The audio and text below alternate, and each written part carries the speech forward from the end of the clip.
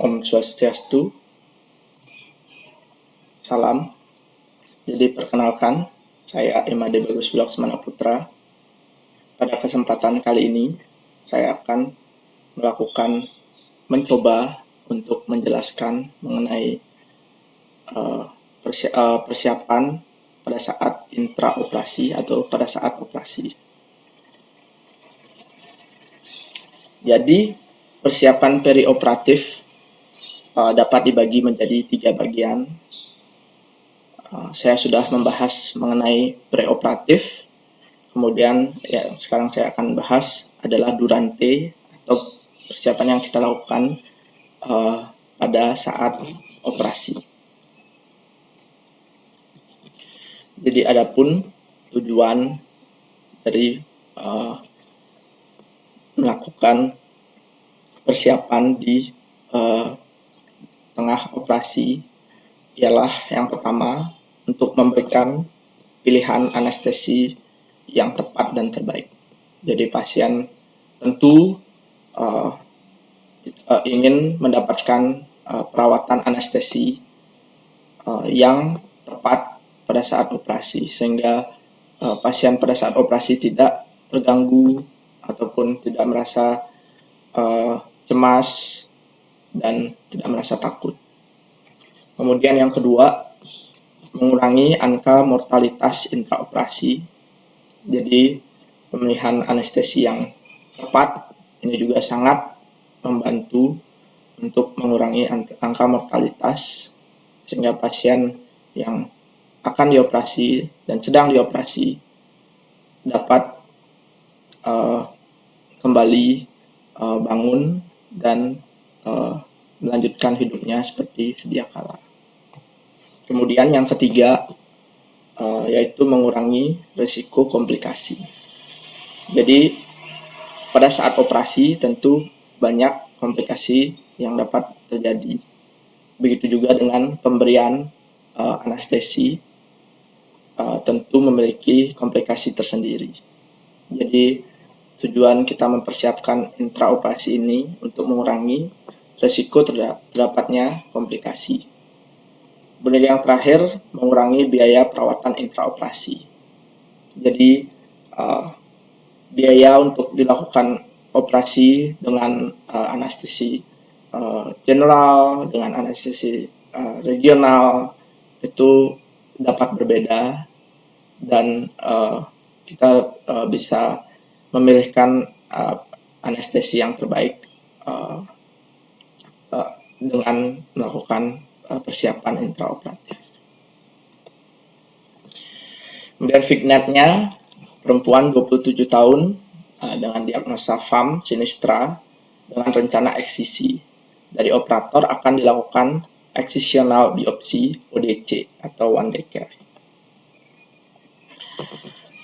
Premedikasi.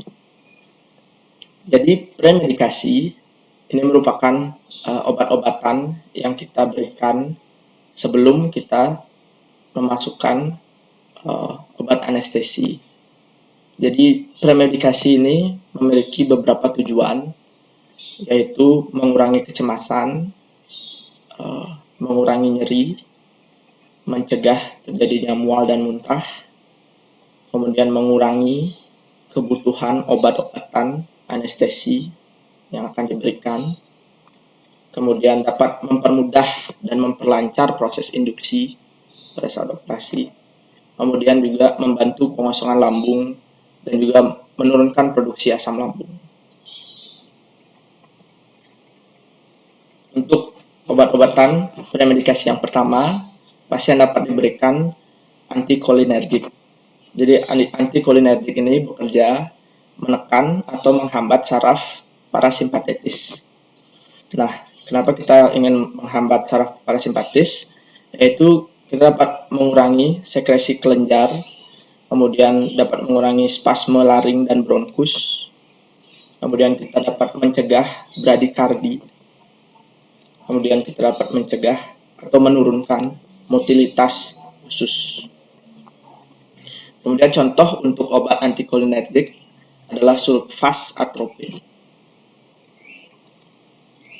Kemudian premedikasi yang kedua yaitu obat-obatan sedatif atau tranquilizer. Obat-obatan sedatif ini merupakan obat-obatan yang menyebabkan kantuk. Jadi obat-obatan ini bermanfaat untuk mengurangi cemas dan juga ketakutan yang dialami oleh pasien sebelum menjalani tindakan operasi. Jadi contoh obat-obatan sedatif ini adalah fenotiazin, golongan benzodiazepin, dan juga barbitural.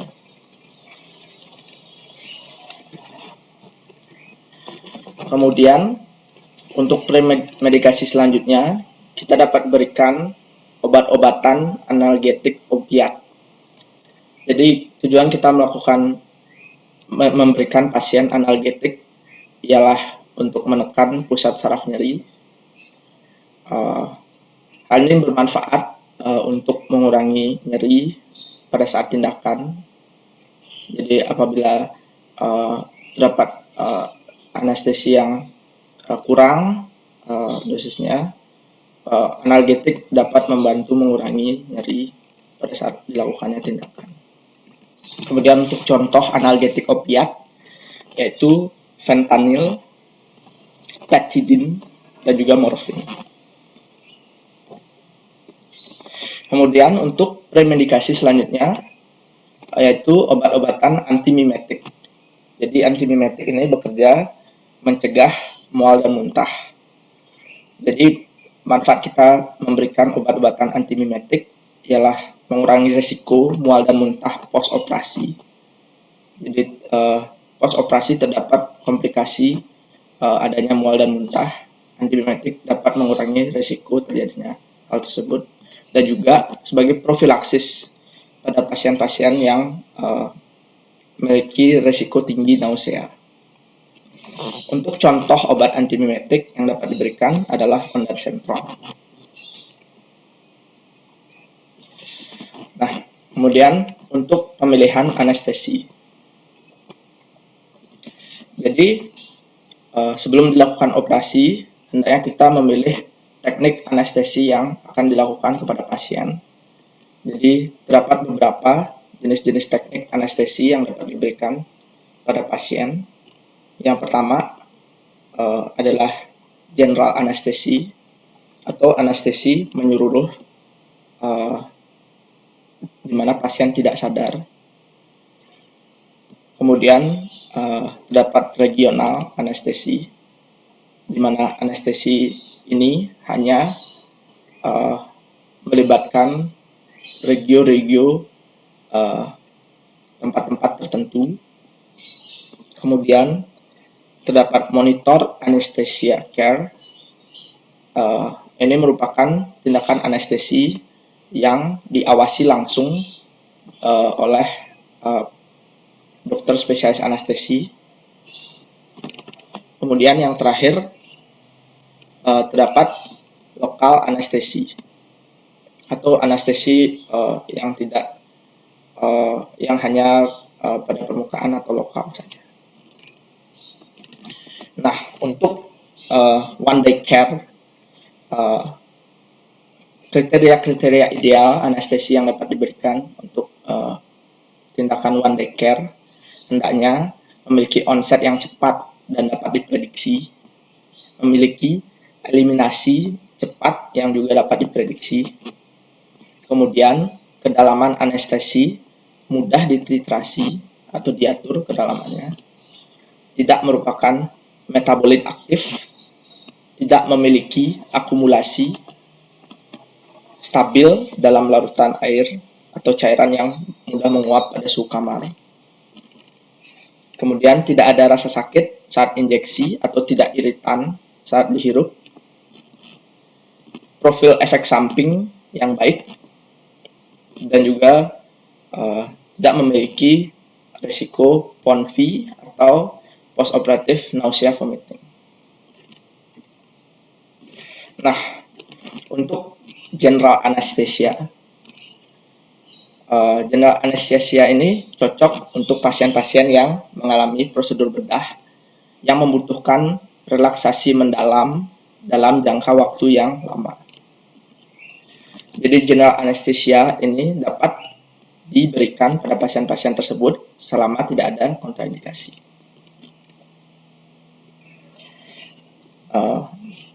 Kemudian pasien yang tidak kooperatif juga dapat dirawat dengan general anesthesia, walaupun prosedur-prosedur yang dilakukan hanyalah tindakan kecil.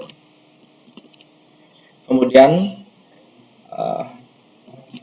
general anesthesia memiliki resiko menyebabkan depresi pernafasan karena sifatnya yang dalam dan jangka waktu yang lama. Kemudian untuk general anesthesia tipe opioid yang dapat diberikan adalah fentanyl, alfentanil, sufentanil, dan remifentanil dengan dosis 1,2 untuk fentanyl, 1 sampai 2 mikrogram per kilogram berat badan untuk fentanyl, 15 sampai 30 mikrogram per kilogram berat badan untuk alfentanil, 0,15 sampai 0,3 mikrogram per kilogram berat badan untuk sulfentanil, dan 0,5 sampai 1 mikrogram per kilogram berat badan untuk remifentanil. Untuk agen anestesi violat inhalasi umum digunakan untuk anestesi maintenance. Kemudian pasien pemulihannya lebih cepat apabila diberikan anestesi maintenance violat inhalasi. Kemudian agen yang dapat digunakan adalah sevofluran, desfluran, dan isofluran. Kemudian jenis yang kedua, anestesi regional. Anestesi regional memiliki keuntungan yaitu memiliki peningkatan kualitas pemulihan dan lebih sedikit rasa sakit. Kemudian pasien juga mampu mengamati prosedur tindakan operasi karena pasien masih sadar. Kemudian dapat berkomunikasi dengan ahli bedah pada saat prosedur. Kemudian anestesi regional juga memiliki keuntungan untuk ahli bedah di rumah sakit seperti pelacakan cepat pemulihan, kemudian ekonomis dan tidak membutuhkan banyak obat-obatan lainnya. Kemudian untuk mode atau teknik anestesi regional yang dapat dilakukan ialah teknik epidural dan tulang belakang, kemudian anestesi regional intravena, kemudian blok saraf periferal, kemudian teknik infiltrasi lokal. Nah, anestesi regional memiliki kerugian dalam operasi one day care, yaitu membutuhkan waktu dan pengaturan terpisah baru. Kemudian pasien diperlukan kooperasi yang aktif. Kemudian anestesi regional memiliki risiko komplikasi kerusakan saraf, TNS setelah anestesi spinal, kemudian retensi urin dengan anestesi spinal. MAC adalah istilah yang digunakan ketika ahli anestesi memantau pasien yang menerima anestesi lokal atau memberikan obat tambahan kepada pasien yang menjalani prosedur diagnostik atau terapeutik. Tujuan MAC yaitu menyediakan analgesia, sedasi, dan ansiosis dan memastikan pemulihan yang cepat tanpa efek samping. Pemantauan diperlukan karena pasien dapat berkembang dari tingkat sedasi ringan ke tingkat sedasi dalam. MAC yang dapat diberikan seperti dosis kecil midazolam atau propofol, methotrexate, kemudian alfentanil plus propofol, kemudian remifentanil infus, kemudian ketorolac, kemudian ketamin dosis tunggal dengan midazolam atau propofol, kemudian konsentrasi subanestetik atau anestesi inhalasi, N2O atau sevofluran. Kemudian anestesi lokal. Jadi anestesi lokal mengganggu konduksi saraf dan menghambat masuknya ion natrium dalam membran neuron pada perifer. Anestesi lokal biasanya digunakan pada tindakan-tindakan kecil dengan resiko rendah. Contohnya lidokain dan lidokain. Kemudian pada intraoperatif juga kita dapat lakukan monitoring. Monitoring yang kita dapat lakukan ialah observasi breathing, dapat dicek frekuensi nafas, pola nafas, penggunaan otot nafas tambahan. Kemudian kita juga dapat melakukan auskultasi, apakah terdapat wheezing, stridor, crackle, stronky, sehingga merupakan tanda-tanda sumbatan jalur nafas. Kemudian kita juga dapat melihat kondisi perfusinya dengan melakukan pemeriksaan pulse oximetry. Kemudian kita juga dapat memeriksa bladdernya dengan memasang kateter dan juga memeriksa urine outputnya. Jadi urine output yang normal adalah 0,5 sampai 1 ml per kilogram berat badan per jam. Apabila kurang dari itu, bladder output urinnya dinyatakan oliguri. Apabila lebih dari itu dinyatakan poliuri. Ya, sekian yang dapat saya sampaikan untuk persiapan intraoperatif atau durantik. Terima kasih.